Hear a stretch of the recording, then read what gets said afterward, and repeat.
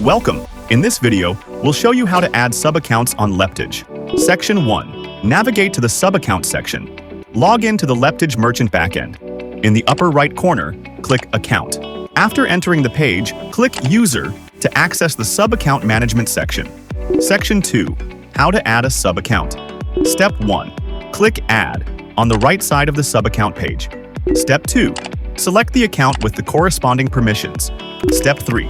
Add your account email address and click Confirm. Step 4. After entering the email verification code and 2FA verification code, click Confirm. Step 5. Log into the email address you entered for your sub-account and complete the verification. Step 6.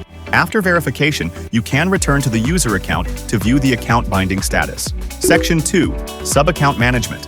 Sub-accounts can be viewed through Sub-account section.